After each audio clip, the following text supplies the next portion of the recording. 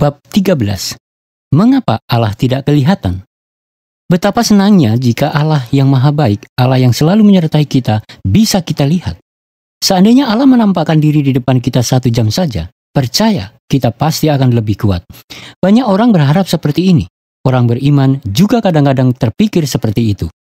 Musa pernah mendaki gunung karena rindu melihat Allah. Namun Allah berfirman, "Tidak ada orang yang memandang aku dapat hidup. Aku akan menempatkan engkau dalam lekuk gunung. Ketika aku berjalan lewat, engkau akan melihat belakangku, tetapi wajahku tidak akan kelihatan." Keluaran 33 ayat 20-23. Elia, hamba Allah pada abad ke-8 sebelum Masehi pun rindu melihat Allah. Manusia mengungkapkan kerinduan yang sama. Allah mengambil inisiatif dengan mengenakan tubuh manusia, inkarnasi menjadi manusia dalam Yesus Kristus. Yosua adalah kata Yesus dalam Perjanjian Lama. Kata Yesus berasal dari bahasa Yunani yang artinya Yahweh yang menyelamatkan. Yesus adalah anak Maria secara manusiawi, tetapi dia adalah anak Allah. Dia Tuhan yang ada dengan sendiri, supaya kita dapat melihatnya dengan mata kita.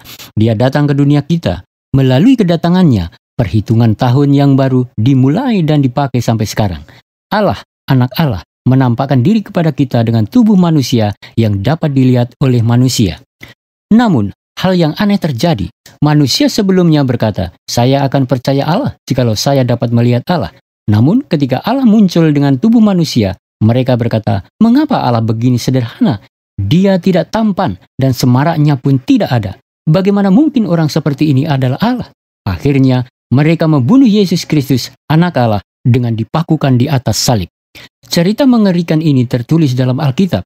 Awalnya, kita tidak mengerti itu. Sejak memakan buah pohon pengetahuan tentang yang baik dan yang jahat di Taman Eden, manusia menjadi buta secara rohani. Fungsi rohaninya pun lumpuh dan tidak dapat bersekutu dengan Allah. Akibatnya, Allah sendiri menjadi seperti manusia dan datang ke dunia manusia untuk menemukan manusia. Dialah Yesus Kristus. Namun ketika dia datang, orang-orang berpikir akan percaya Allah jikalau dia adalah orang yang luar biasa. Seperti sekilas melihatnya saja, manusia bisa mati. Namun kenyataannya, jika memang terjadi seperti itu, manusia akan terkejut, ketakutan, dan melarikan diri. Karena itu, ketika Allah mengenakan tubuh manusia, dia mengambil rupa sebagai orang yang rendah, hina, biasa, dan miskin. Apabila Yesus datang sebagai kaisar Roma, dia mungkin dihormati secara formal, tetapi rakyat jelata seperti kita akan sulit bertemu dengannya.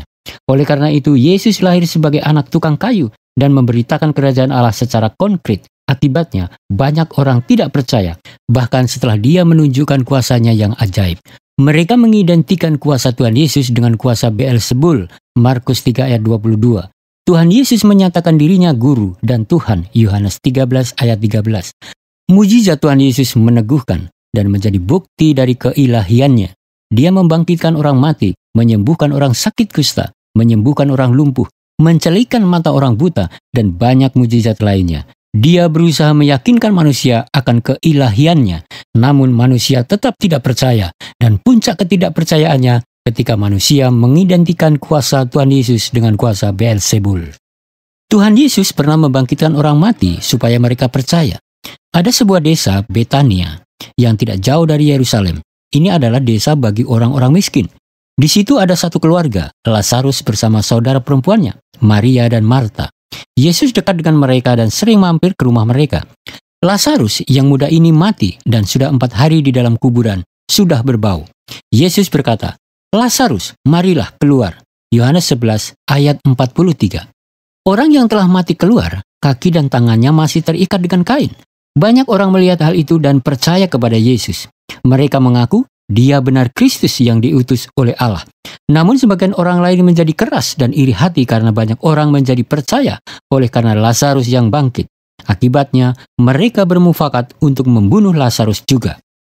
Mereka tidak percaya walaupun orang mati dibangkitkan. Mereka tidak percaya walaupun Allah datang dengan mengenakan tubuh manusia yang kelihatan.